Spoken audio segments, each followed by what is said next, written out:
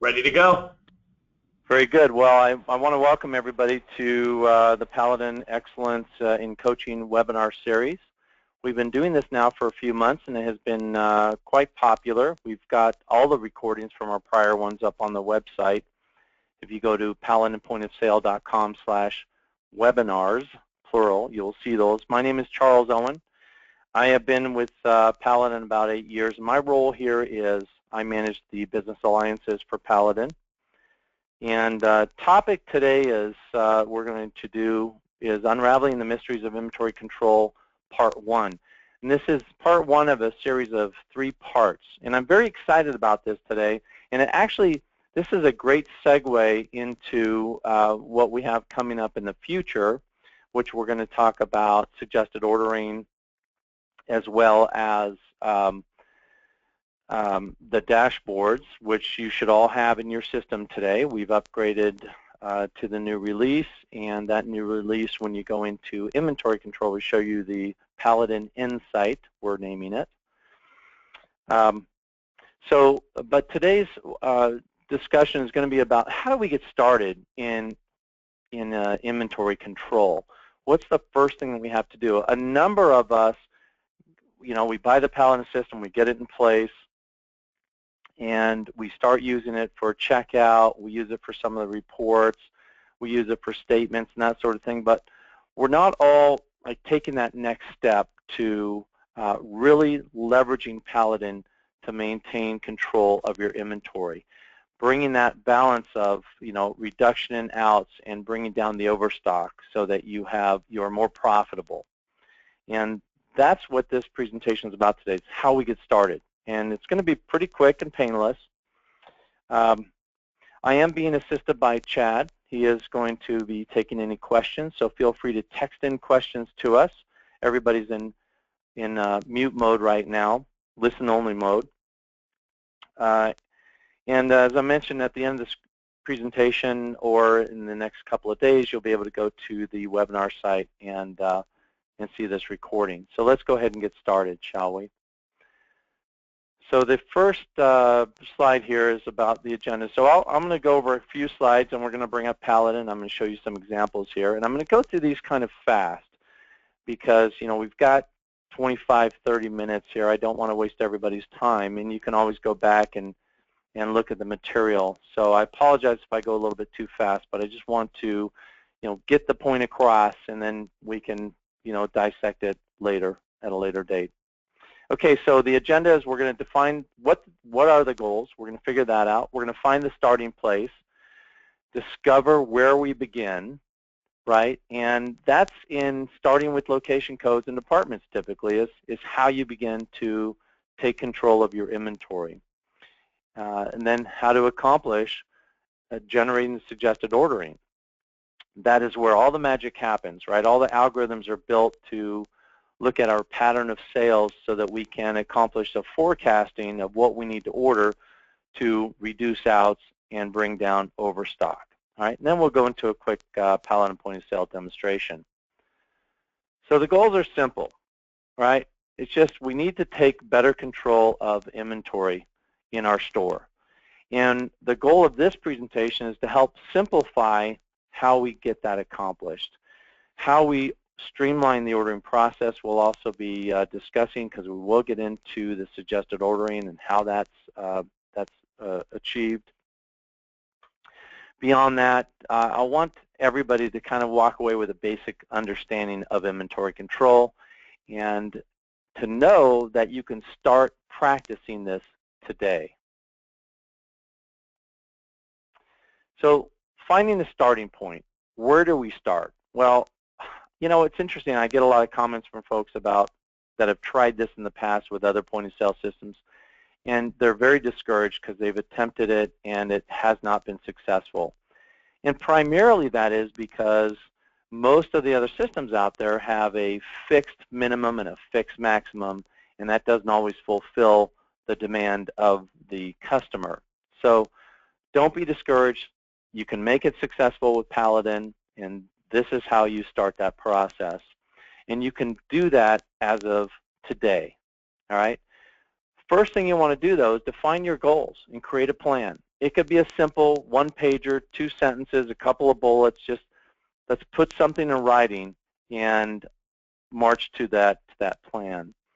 Next is you want to measure your progress, and the results will be revealing. I think everybody that brings up, that uses Paladin and uses the inventory control module are really impressed with the results. So you got to put a stake in the sand, right? You got to make a commitment. Now, when you implement an inventory control system, oftentimes the perception is this is just huge. The undertaking is going to be, take so many resources and so much time, and that is really not the case at all. With Paladin, it's gradual, it's slow, it's easy. We just kind of start the process.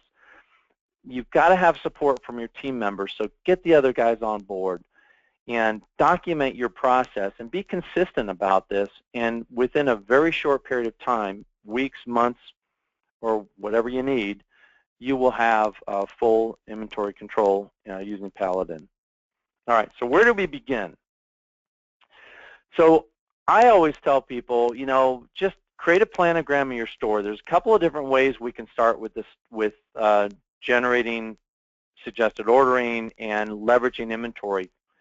And one of those is to break your store into either locations or departments, because that precludes you from having to actually go out and count your whole store in one day, or one 24-hour period, and start your suggested ordering process. That just doesn't work. So I like to chunk up the store into little pieces and just work in those little pieces, whether it be a grid with location codes or a grid with departments. But you've got to create these different chunks of your store in order to break up the process so it's easier to undertake, right? And when you create these IDs for your location codes or even departments, you want to leave gaps between those IDs so that you can add additional locations if you happen to add a new section of the store or what have you. Okay? So that's where we begin. Here's a sample planogram. This is your sample store planogram. Over here is your front door. This is in front of that U shape. So that's where folks come in. You've got maybe the paint section over here. You've got your aisles. You've got these middle areas where you might have patio furniture or barbecues or snow shoveling machines or snow plowing machines, whatever it might be. And the next thing you want to do is I'm placing a grid over the store. Now this grid can help you break up the store into multiple sections. So at this point, you can now look at what makes more sense in creating locations or departments. Again, break up the aisles into minimum 2 sections or 4, depending on how you do your naming conventions for your location codes. Most logical and easiest is departments, but oftentimes departments, they really encompass too much, right? You're going to do department power tools. Well, that's 3 aisles. Okay, that's not going to work. So let's break out those into segments that we can really wrap our hands around and get easily accomplished. And one of those ways is location codes. You can also use classes or subclasses as well. Departments work too for those smaller departments, or if you're, you want to just go for it and you want to do a whole department, it might take a little bit more time to get that set up, but it can easily be accomplished. All right. So what's next? Well, the next thing is with location codes, what I like to do is sequentially put in the numbering or coding system for your ID code, but name your item to where it makes sense. So the label that's printed for the bin tag can have that location name or the code on it. Most people prefer the name. When you're generating reports, when you're looking for a range of different locations, it's easier to call it up by a name rather than put in an ID code. It's just as simpler. So adding location codes are accomplished by going into Palette and File, Set Up Location, section and adding those codes in. Again, add location codes in a logical sequence so you can easily order product. And then name them like, kind of like an example I have here is starting with the letter L for location, 01 for this is the first aisle, left side, first 4-foot section type of thing. And then you can see as I get into ID code 15, 20, and 25, that's the right side of the aisle. So whatever makes sense for your store and ordering, you should set up these location codes for. Do you have to have location codes to do full inventory control in Paladin? The answer is no. It's just another way to segment your store out. You can, again, as I mentioned, use department codes. You can also use classes or subclasses. Okay. So how do we, if we're continuing down the path of location codes, how do we assign these location codes? Well, there's a really simple way. Number 2, cycle count with your RF gun is the easiest and best method for assigning location codes. Yeah, if you didn't know this, once you create the location code in Paladin, then you bring up your gun, and the first thing it says location, so it's looking for a location ID. Just type in that ID number, and now every item you count in that section, that location code will be assigned to that item in the inventory. Really cool way to add location codes. Another way is you can bring up the inventory module in the General tab, and you can just drop down the location codes or type in the location code that you want and assign that to that item. Not very efficient way to do this, but another way to do it is to use a Wi-Fi device like a tablet or a notebook or notepad or something, and PC Anywhere, or use some kind of a program to connect to one of your terminals, take out one of the scanners, plug it into the device, and now you have kind of a remote device. It does use Wi-Fi. You got to be careful, make sure your security is set up properly, and now you can use a device instead of the RF gun. But nothing replaces the RF gun. It's so much more efficient, and it was designed for this in mind. The next way to do that is if you wanted to export your items, bring them into a spreadsheet. You can assign location codes or departments or classes that way as well, and then turn around and import those back into your inventory. Okay? But when importing the departments and location codes and classes for that matter, I believe they're all based on ID number, the ID itself, not the name or description. Okay, let's move on here. So once you've got your store kind of broken out into smaller sections, now you can begin the cycle counting. Why do you want to cycle count? Well, it's not just about cycle counting. It's about reviewing your investment, your store, making sure that the price is right on the front of the peg. The right items are hanging off the peg. It's clean, it's dusted, it's well lit. I mean, all the different things that you're doing to review. And then as a subcomponent of reviewing your investment, you can cycle count, meaning you can just take the RF gun, scan a product, and say, I got 3 on the shelf. That is what helps get your stock on hand correct.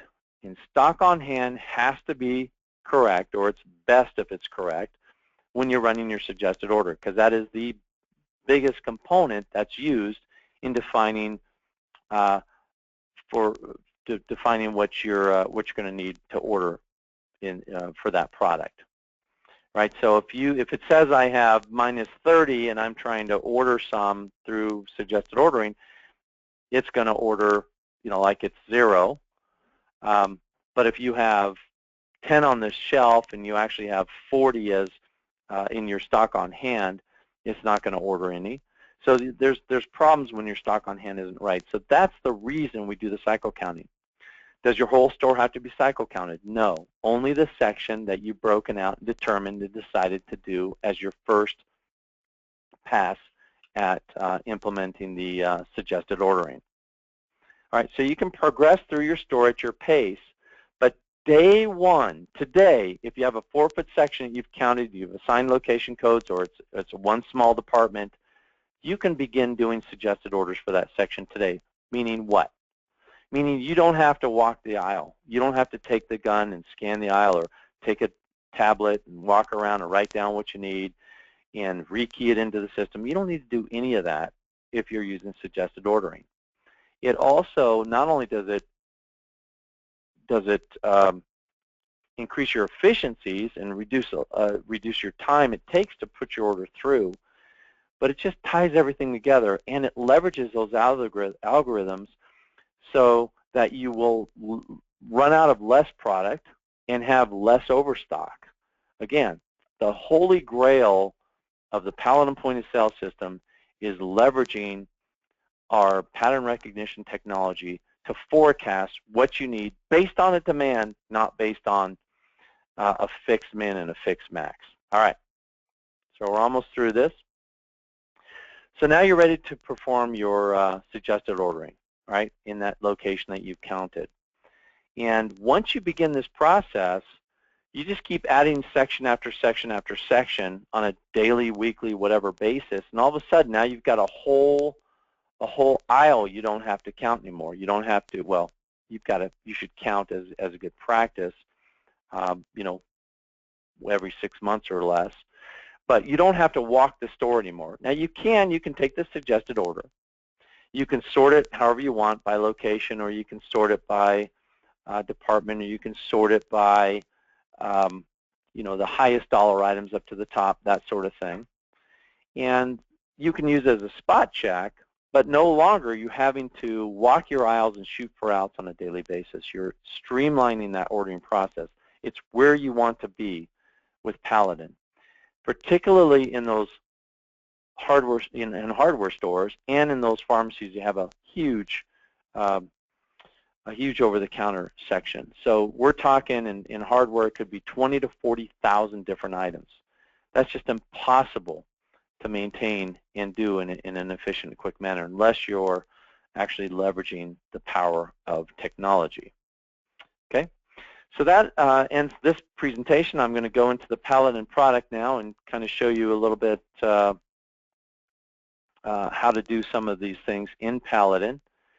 So I'll go ahead and mention also that this will be up on the recorded. This recording will be on the paladinpointofsale.com/webinar site. And we're going to go ahead and cancel this presentation. And I'm going to bring up Paladin. And Paladin is now somewhere on my system. There we go. Okay. So at Paladin point of sale, I'm going to turn a little bit because I have another monitor to look at here. But what we're going to look at is I'm going to go through a couple of things. Number one, I'm going to first come into inventory control because that's where it shows the Paladin Insight, these new tools that'll help you see at the 50,000 foot level how your inventory is doing in your store, how healthy it is, whether or not you've got a lot of outs or a lot of overstock, or your reviewed item, or you have shrinkage. I mean, these are all really, really cool dials that you can look at that show you this information. By the way, just to put a plug in, on November 10th, we're going to have the whole webinar is going to be dedicated to this Paladin Insight. So we'll be going over this interactive tool that you can use and leverage to fine-tune your inventory. Kind of at the end of all this part 1 through 3 series of unraveling the mysteries of inventory, and now we'll go into how you really can help manage and see where you're at with your inventory at any given time. And you'll see these dials, by the way, improve as you begin to use suggested ordering and other features in Paladin. So if we go to File Setup, I'm going to show you in the back office kind of where the locations are set up. So this is the location here. Here you can assign your IDs. Now I've left gaps in of 10. You can leave gaps in of 5 or 3 or whatever you feel comfortable with. But I can add new lines if I want and kind of fit them in if I want to add additional locations. So here's where you set it up. So you've got an ID and you've got a name. I didn't set them up at all like I showed in the presentation, but this is my demo database, and I just try to make it simple. All right, next we have our departments. So you can have your department codes, and you can have your items based on whatever departments. So that's where you actually add your location codes in. And in the inventory itself, let me bring up an item here, you can see under the General tab that we have all the classes, subclasses, location codes, department codes, unit of measure, all that right here. So all we'd have to do is go to location, drop down, type in your code or your description, and that would put it right into that particular item. Again, the easiest way, using the RF gun, just walking around counting your store. And when you're ready, we need to run the suggested order report. This is where all the magic happens. Everything kind of comes into focus right here. All the algorithms and everything take place right here in kind of the batch mode when you're doing your suggested ordering, meaning it's looking at what's required. It's making a prediction on what's required for a particular product. All right, so if we look at, we're always going to do it by supplier, so you can select a supplier, but then you can also drill down and select a particular department or a particular location. So if I say I want to run location and I want to do a stream of them, I just don't want to do one area because I've counted maybe 5 areas by now. So I want to run all those 5 areas in one report.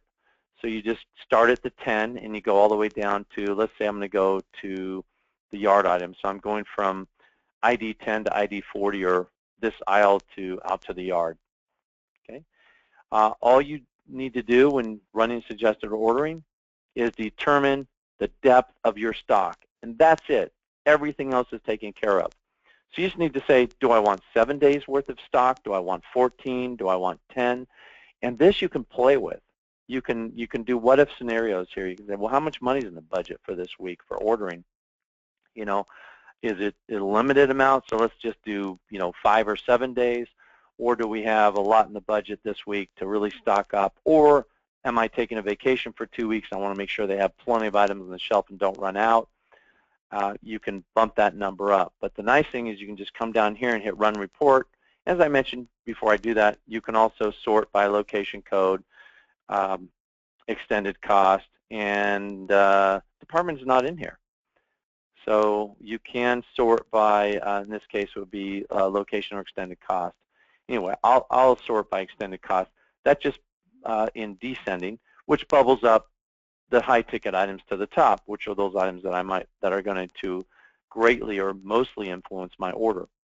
Now I just hit Run Report, and that's it. I run the report. It's going to pull up a copy of my report. It's actually pulling it up on the other system here, so I'm going to bring it up over there. And let's see here. So should be coming into view now. So this is a very simple suggested order report. I've got some really corny, crazy items in here, but it's telling me my total order is 2208.10 for this particular section, which only encompasses 4 items, which, not necessarily a great example, but it shows you how to produce the suggested order report. Now, if that order is too little or too much, I can just cancel it, come back and say, well, let me look at, I can bring this out to 20 days, and let's look at it. Let's see if that influences anything, and we'll see if that changes anything here. Again, it's producing it on my other system. So, and it is slightly higher. If I can just figure out how in the heck I can get this to the other screen. Working with multiple screens is not simple here. So I'm going to do this. I'm just going to change my screen. Oh, here it is. Got it. Yay. So Windows challenged a little bit. So this is 2460. It's a little bit more. It's a couple $100 more. And if this is good, I'll say great. So it hasn't added additional items. It just added more of the items that I was ordering. Now, if I want to produce a working purchase order from this, I just click on that button. I can put in a PO name or not. It'll just add a sequential number. And I can say Run Report. And at this time when I run it, it's going to produce a purchase order. Now, that's where I'm going to cut this presentation off because, again, this is a series of presentations that we're doing from 1 through 3.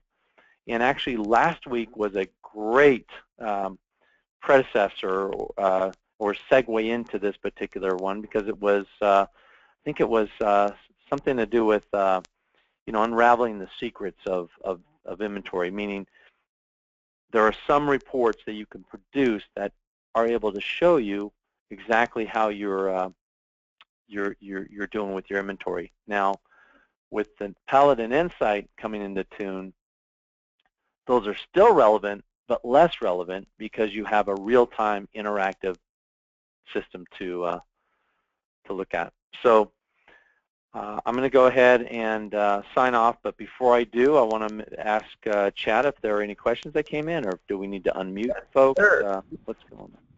We got some good ones here, or one in particular from Vicky. She has some seasonal departments that rotate, things like bird seed that get tucked away during the winter and come back in the summer. What would you do there so she doesn't have to assign a bunch of different location codes every year and keep swapping them out? How would you address that? So these more seasonal products we're talking about? Exactly, and they get rotated between the front and the back of the store, so they're not always in the same location. Okay, I get it. So I was thinking more seasonal, but this is more of a the location's changing on a seasonal basis. So if you have them in a particular location, you change it. Well, for those items, maybe you just set a location code that is more descriptive of what those products are, regardless of where they happen to be positionally in your store. Just because it's a location code doesn't mean it has to be assigned to a particular square foot area. It could be located, it could just be a classification that classifies that particular type of product. Or you can use department, or you can use class. Again, these are the 3 or 4 different ways that you can actually set up criteria for generating your suggested orders. So I don't think location codes are necessarily going to be applicable for those types of items that you're moving from front to back, side to yard, whatever. I think more of a classification of what that particular product is would be better. Vicky says, thanks for answering the question. That was a great suggestion. Okay. So we do have an area in our inventory where you can set a seasonal code, as you're looking at on the screen here. We can determine a seasonal hard stop, if you will, and that is where you get, maybe you have baby pools. There's a certain time of the year, but you definitely don't want to order any after, June 30th or what have you. You can turn it off and just tell the system to ignore that on the order list. And there are other ways that you can tweak the suggested ordering as well. There are certain things like special orders you don't want to appear on the suggested order. Again, these are things that we're going to address in part 2, so stay tuned for that. Any more questions, Chad? No, sir. All right, very good. Well, thank you, everybody. Again, to sign off, I will tell you that we will have this up on a recording in a couple of days. Also, next week is part 2. Again, it's going to be going over more of how do you tweak the suggested order to come out the way you want it to be more consistent. And there is a quick survey at the end of this presentation. It's like 3 or 4 questions, very benign. Please answer those. Your feedback helps us determine what we're going to do in the future. And also, on the webinar's website, you can actually go in and vote on different topics, and we do take those into consideration. So thank you all for your participation. I'm now ending the broadcast.